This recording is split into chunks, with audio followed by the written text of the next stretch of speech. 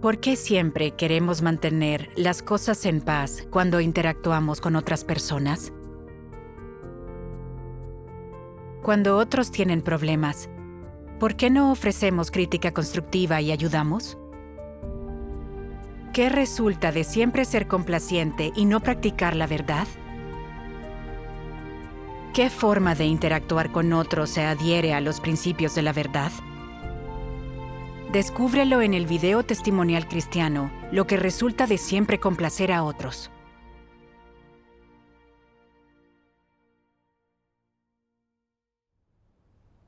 Me encargo de la labor evangelizadora. Con la hermana Wanda somos líderes de grupo. Al principio, Wanda era proactiva en su deber y bastante eficaz en su trabajo. Creía que ella era responsable, que llevaba cargas. Pero después de un tiempo, la noté que cada vez era más pasiva en su deber. Casi nunca percibía problemas en el trabajo y mucho menos los resolvía. En el pasado, me pedía ayuda para hacer el resumen de problemas o desviaciones en el trabajo y buscar soluciones. Pero esta vez solo había silencio. En general compartíamos todo el trabajo y se resumía todo en tiempo y forma. Así se solucionaban mejor los problemas y mejoraba la efectividad. Pero ahora Wanda no ponía su corazón en los problemas del grupo. Pensé, no cumple sus deberes como líder de grupo. Esto debo hablarlo con ella. Pero después dudé. Mi relación con Wanda suele ser muy buena. Si le digo que lleva una carga liviana en su deber y que no hace trabajo real, ¿eso podría incomodarla? Si al hacerlo altero la paz, ¿cómo nos llevaremos después? Olvídalo. Mejor no correr el riesgo. No debería molestarla. Si alguien tiene problemas para cumplir su deber, lo que más necesita es que se lo señalen y le ayuden. Sí. En ese momento me culpaba siempre a mí misma. ¿El estado de Wanda no ha sido negativo este tiempo? Si sigue así, impactará en su vida y también en su trabajo. ¿No debería apurarme a hablar con ella? Pero si solo señalo que carece de carga, se sentirá limitada y pensará que controlo su trabajo. Tal vez debería decírselo a la líder y dejar que ella ayude a Wanda. Así no necesitaré ofenderla. Pero luego pensé, si le digo a la líder y Wanda se entera, ¿pensará que soy chismosa sobre ella? No, mejor me callo. Dudaba mucho y no me lo podía quitar de encima. Es difícil practicar la verdad si te preocupas por mantener buenas relaciones. Sí. Sabía que mi estado era erróneo. Por eso oré a Dios y le pedí su guía para buscar la verdad y corregir mis problemas. En una reunión vi que las palabras de Dios dicen: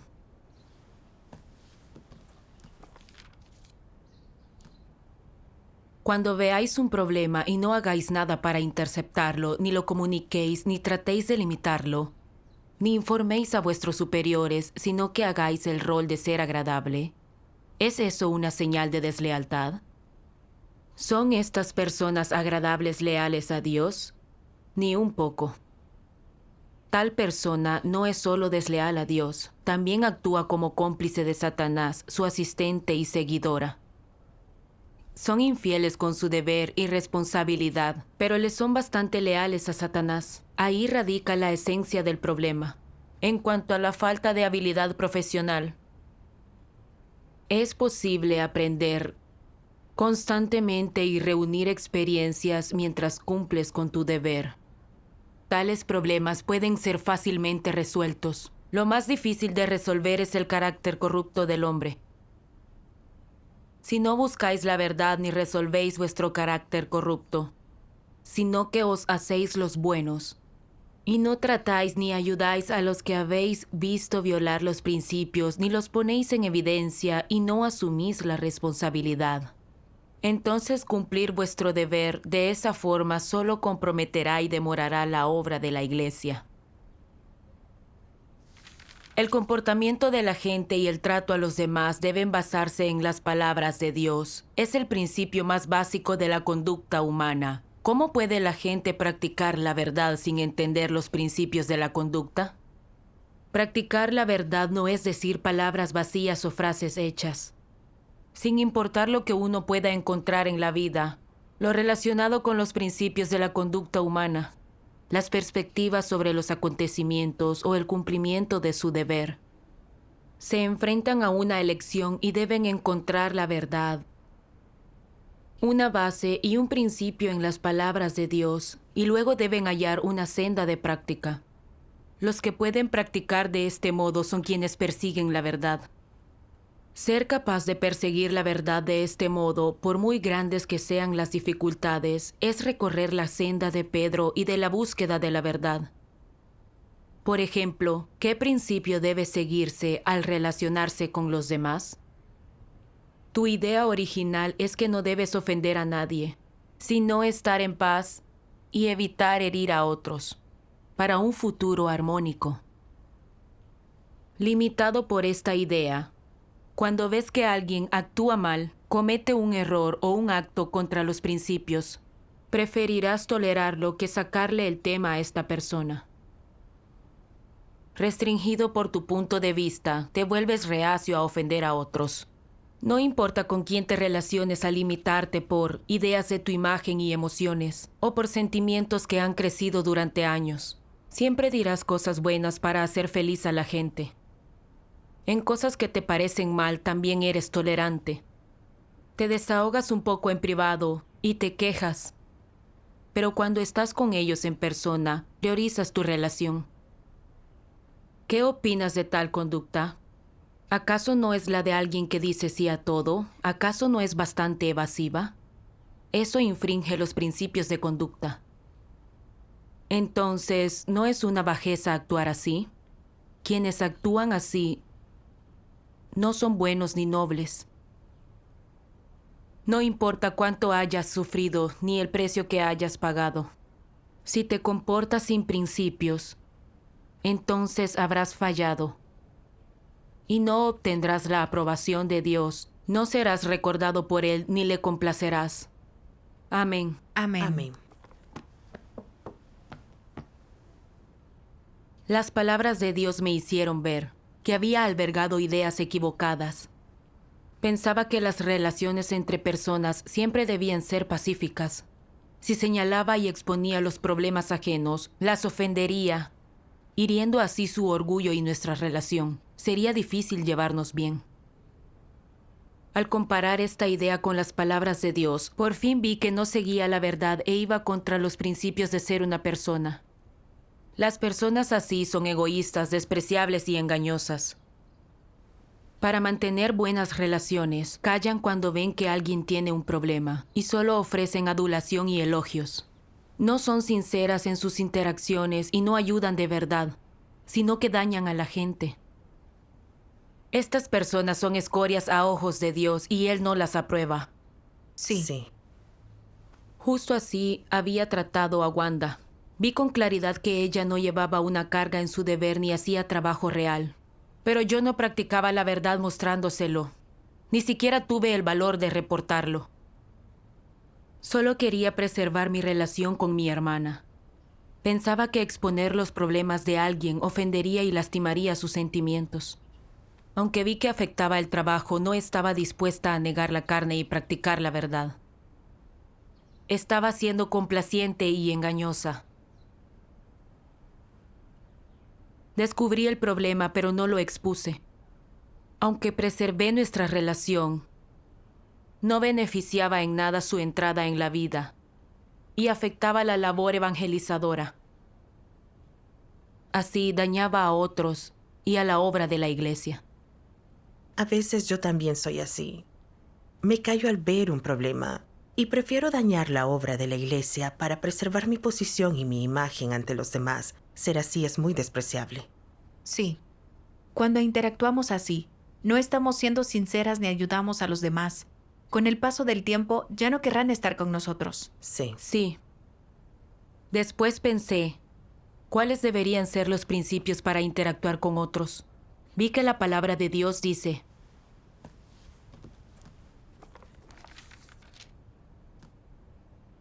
debéis centraros en la verdad, solo entonces podréis entrar en la vida.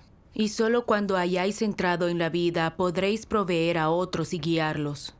Si se descubre que los actos de los demás no concuerdan con la verdad, hemos de ayudarlos amorosamente a buscarla. Si otros son capaces de practicar la verdad y hacer las cosas con principios, debemos tratar de aprender de ellos y emularlos. Esto es el amor mutuo. Este es el tipo de ambiente que hay que tener dentro de la iglesia, con todos enfocados en la verdad y esforzándose por alcanzarla. No importa su edad y si son creyentes, veteranos o no. Tampoco si son de alto o bajo calibre, son cosas irrelevantes. Frente a la verdad, todos son iguales. En lo que hay que fijarse es en quién habla correctamente y conforme a la verdad. ¿Quién considera los intereses y quién lleva la mayor carga en la obra de la casa de Dios? ¿Quién entiende la verdad con mayor claridad? Comparte el sentido de la justicia y está dispuesto a pagar el precio. Sus hermanos y hermanas deben apoyar y aplaudir a estas personas. Este sentido de rectitud que surge de buscar la verdad debe prevalecer en la iglesia. Así tendrás la obra del Espíritu Santo y Dios te otorgará bendiciones y guía. Amén. Amén. La verdad reina en la iglesia. Todos deberían interactuar según los principios de la verdad. Solo así ganarán la obra del Espíritu Santo. Sí. Sí. Los miembros de la iglesia deberían priorizar la verdad cuando interactúan. Hay que hablar con quien viole los principios, tratarlo y ayudarlo con cariño, para que pueda esforzarse por la verdad. Quien habla y actúa de acuerdo con la verdad, es recto y capaz de proteger la obra de la iglesia, debería ser apoyado y protegido. Solo si todos nos enfocamos en buscar y practicar la verdad y dejamos que la búsqueda de la verdad prevalezca en la iglesia, puede hacer su obra el Espíritu Santo. Sí. Al comprender estas cosas, mi corazón se elevó y hallé una senda de práctica. También pensé que los verdaderos creyentes en Dios quieren cumplir su deber bien y retribuir su amor. Pero nadie puede esconder su corrupción y sus muchas insuficiencias en el curso de su deber. Los hermanos deben ayudarse y corregirse entre sí. No se señalan y exponen los problemas para avergonzarlos ni para atacarlos, sino que se hace para ayudarlos a comprender sus problemas y a revertir su estado incorrecto. Esto es verdadero amor, y la expresión de amor mutuo es para proteger la obra de la iglesia. Sí. Además, si ves que alguien tiene problemas y no lo mencionas, acatas la filosofía satánica de cuidar tus intereses. Esto es ser irresponsable con su entrada en la vida y con la obra de la iglesia. Vivir así es muy egoísta y despreciable. Sí. Pensé en mis interacciones con Wanda. Vi que había problemas en su deber, pero no le di ninguna ayuda real, porque solo me preocupaba proteger mi imagen, y no pensé en su entrada en la vida ni en la obra de la iglesia. Era egoísta, ruin y no tenía humanidad. En este punto estaba llena de reproches y dispuesta a practicar las palabras de Dios, a tratar a mi hermana según los principios de la verdad. Después busqué a Wanda, me sinceré y hablé con ella. Le hablé de todos los problemas que notaba uno por uno. Ella quedó muy conmovida tras leer las palabras de Dios y dijo que su estado había sido muy negativo últimamente e incluso no había tenido nada que decir al orar. Esto me sorprendió y sentí culpa. Si se lo hubiera señalado y la hubiera ayudado antes, tal vez ella habría corregido su estado incorrecto y no hubiese impactado en su deber. Vi que no practicar la verdad y ser complaciente solo para preservar mi relación con ella la estaba dañando. Por eso oré a Dios y decidí que en mis interacciones futuras practicaría con la verdad y que al ver un problema ayudaría de inmediato en vez de ser complaciente. Amén. Desde entonces, Wanda fue más activa en su deber. Pero después de un tiempo, noté que su trabajo solía violar los principios. Si alguien tenía mala humanidad y no seguía los principios para compartir el Evangelio, ella igual le compartía el Evangelio y malgastaba esfuerzos. Yo estaba confundida. Hacía mucho que Wanda difundía el Evangelio. Ya debería captar mejor todos los aspectos de los principios. ¿Cómo podía cometer errores tan obvios? ¿Su estado no se había revertido aún? Tal vez debería recordarle. Pero después pensé, ya la ayudé antes. No debo corregirla siempre. Esto es muy incómodo. Si siempre la corrijo, pensará que soy una persona arrogante, que siempre me estoy fijando en los problemas de los demás. Eso sería malo para mi imagen. Debería dejarlo. Así que vi que el estado y la condición de Wanda no eran los correctos en su deber, pero hice la vista gorda y no lo señalé ni la ayudé. Pasó algo de tiempo y destituyeron a Wanda por ser descuidada e ineficaz durante mucho tiempo. Me sentí muy culpable. Vi con claridad que había problemas en su deber, pero no le presté atención. No hice nada por recordarle o ayudarla. Ahora que había sido destituida, ¿no era yo también responsable? Estaba atormentada y perdida. ¿Por qué era complaciente e incapaz de practicar la verdad? ¿Cuál era la raíz de este problema? Mientras reflexionaba, vi que la palabra de Dios dice: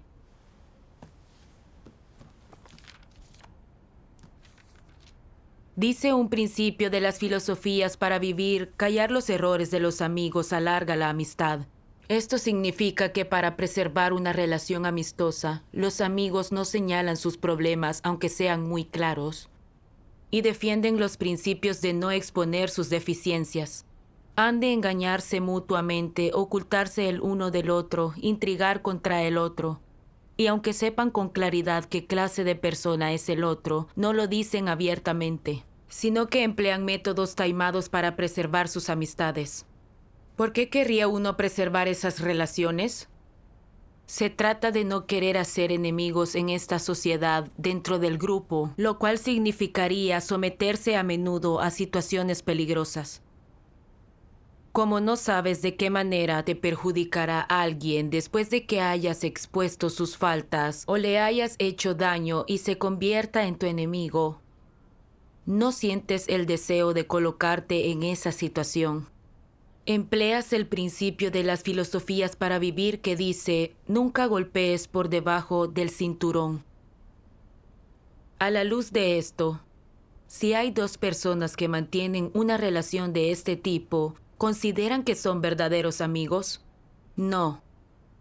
No son verdaderos amigos, y mucho menos son el confidente del otro. Entonces, ¿de qué tipo de relación se trata exactamente? ¿No es una relación social fundamental? Sí.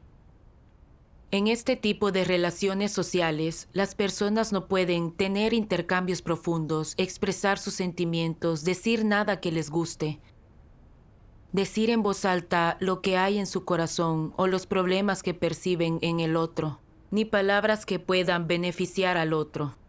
En cambio, eligen palabras que suenan bien para no herir, no desean enemigos. El objetivo de esto es evitar que las personas que les rodean supongan una amenaza. Cuando no existe nadie que les amenace, ¿acaso no viven en relativa tranquilidad y paz? ¿No es este el objetivo de las personas que promueven la frase «nunca golpees por debajo del cinturón»? Así es. Es evidente que se trata de una forma de existencia astuta y engañosa con un elemento defensivo y cuyo objetivo es la propia preservación. Las personas que viven así no tienen confidentes ni amigos íntimos a los que puedan decirles nada. Están a la defensiva entre sí, son calculadores y toman de la relación lo que les conviene. ¿No es así? En el fondo, el objetivo de nunca golpear por debajo del cinturón es evitar ofender a otros y ganarse enemigos, protegerse no causando daño a nadie. Se trata de una técnica y un método para evitar que uno sea lastimado. La naturaleza satánica del hombre contiene gran cantidad de filosofías. En ocasiones tú no eres consciente de ellas y no las entiendes, pero vives basándote en estas cosas cada momento de tu vida. Piensas que estas filosofías son correctas y que no están equivocadas. Alcanza para ilustrar que las filosofías de Satanás son parte de la naturaleza de las personas y que éstas viven de acuerdo con esas filosofías, pensando que vivir así es bueno y sin sentido de arrepentimiento en absoluto. Por tanto, el hombre constantemente está revelando su naturaleza satánica y en todos los aspectos sigue rigiéndose por las filosofías de Satanás. La naturaleza de Satanás es la vida de la humanidad y es la naturaleza y la esencia de esta. Amén. Amén.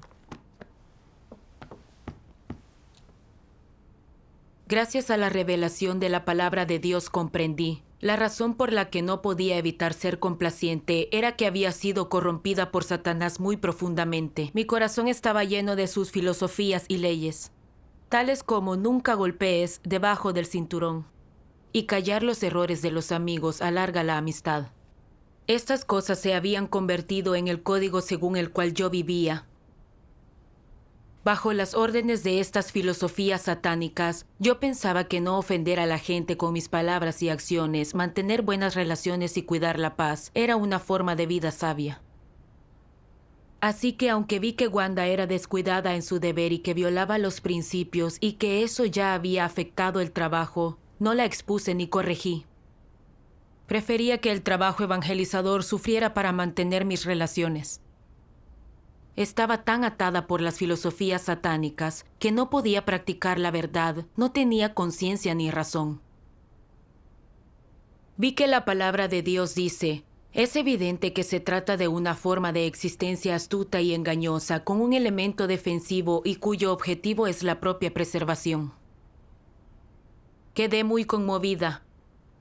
Las palabras de Dios me calaron y expusieron mis intenciones despreciables cuando acataba las filosofías satánicas. Antes pensaba pomposamente que no corregía a mi hermana para no hacerla sentir limitada, pero en realidad era una excusa para que yo no practicara la verdad. Temía que ella se ofendiera si la corregía y pensara que yo era una persona arrogante, que disfruta de buscar problemas y no trata a los demás justamente. Para darle una buena impresión a mi hermana, ignoré sus problemas, lo que provocó que viviera constantemente en su corrupción y que no se conociera. Yo no era sincera en mis interacciones, todo era apariencias falsas. Había sido muy engañosa y astuta. Pensé que cuando Wanda y yo empezamos a ser compañeras, yo no practiqué la verdad como debía, ni cumplí la responsabilidad que debía cumplir. Ahora la habían destituido y sentía remordimientos. Había experimentado que la vida es despreciable si vives según las filosofías satánicas. Ya no quería seguir acatándolas. Quería buscar la verdad y cumplir bien mi deber. Amén. Esta enseñanza por fin me hizo ver que el pensamiento se confunde por el veneno de las filosofías satánicas. Decir la verdad y corregir los problemas ajenos son cosas buenas. Pero creemos que lastimaremos a la gente. No podemos distinguir el bien del mal. Sí. Es una visión absurda. Si Dios no hubiera expuesto la esencia de estas filosofías satánicas, no podríamos distinguir el bien del mal. Sí. Después vi que la palabra de Dios dice: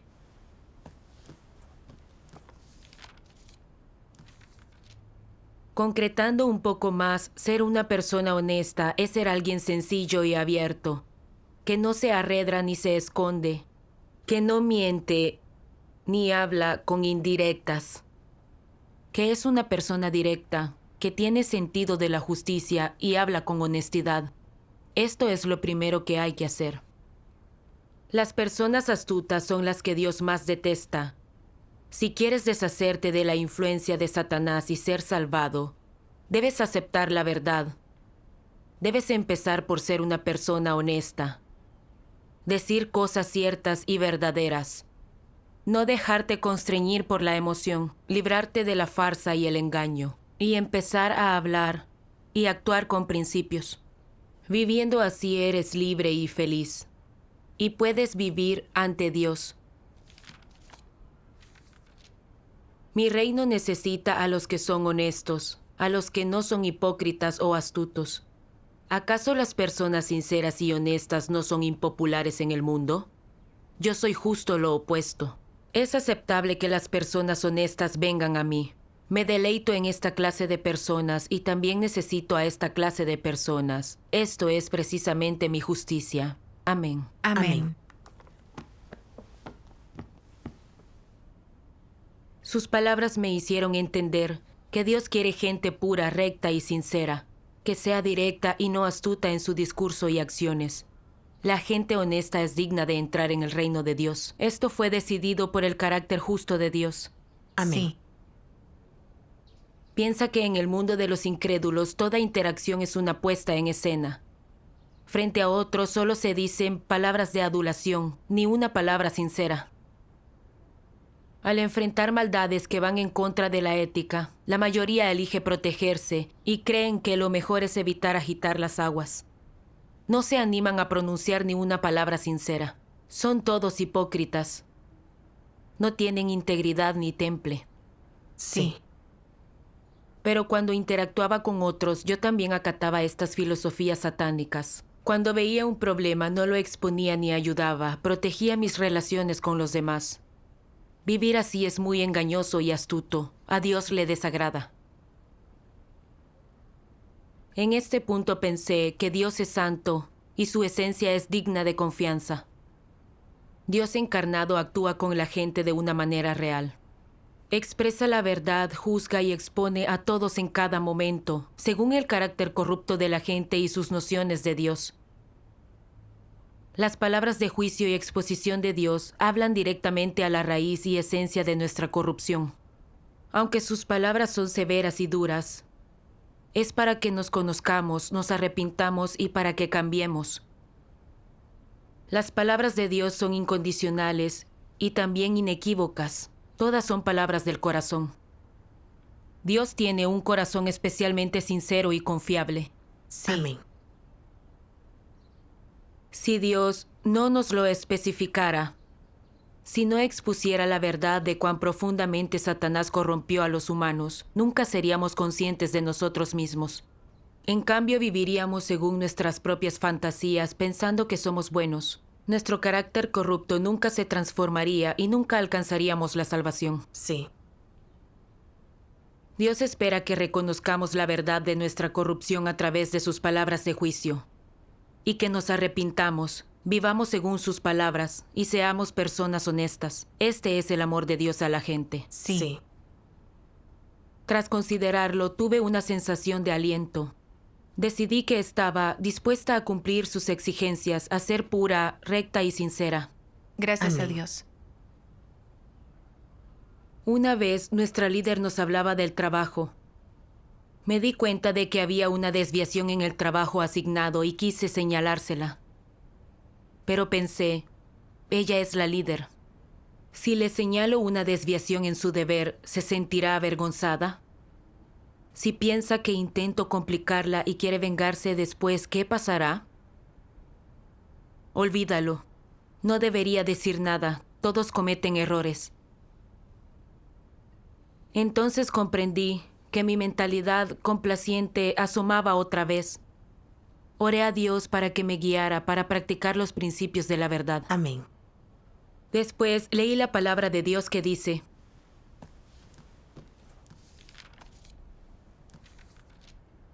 Si tienes las motivaciones y la perspectiva de alguien agradable, en todos los asuntos serás incapaz de practicar la verdad y acatar los principios, y fracasarás y caerás siempre.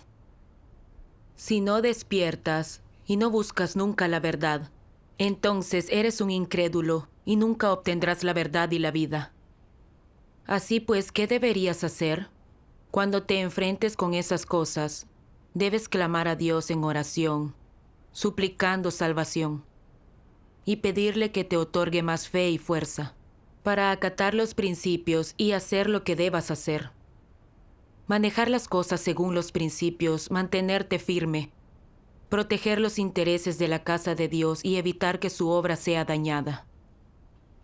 Si puedes abandonar tus intereses y tu reputación y tu punto de vista de una persona agradable, y si haces lo que debes hacer con un corazón honesto e íntegro, entonces habrás derrotado a Satanás y habrás ganado este aspecto de la verdad.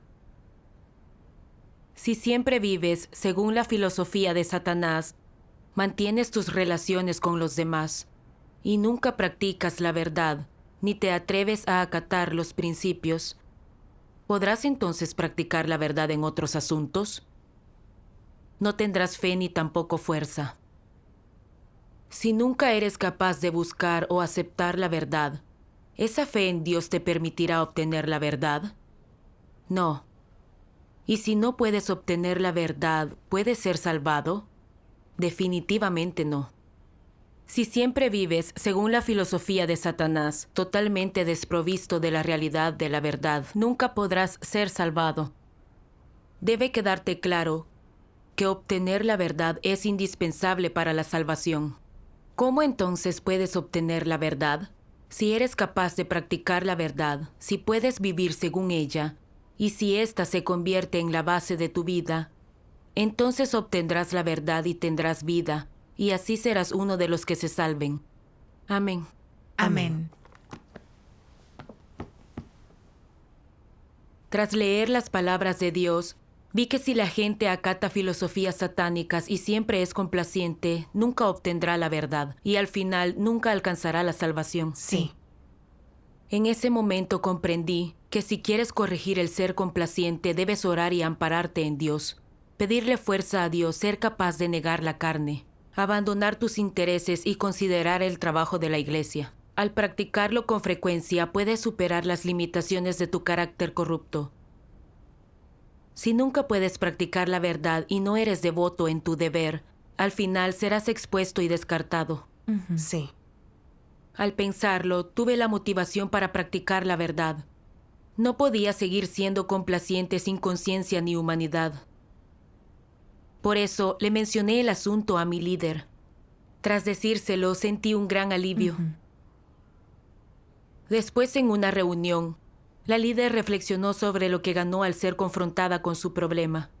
Oír sobre la experiencia de mi hermana y su reflexión me conmovió, y probé la dulzura de practicar la verdad. Esta experiencia aumentó mi fe en practicar la verdad. Cuando enfrenté situaciones similares después, aunque a menudo todavía mostraba las ideas de alguien complaciente, experimentaba menos dolor y lucha que antes. Podía negarme conscientemente y practicar la verdad. Al practicar así la verdad, mi corazón sentía alivio y paz. Las palabras de Dios lograron este efecto. Sí. Gracias a Dios. Con las palabras de Dios y los principios de la verdad, puedes ser buena persona. Así Sí. es. Gracias a Dios. Gracias a Dios.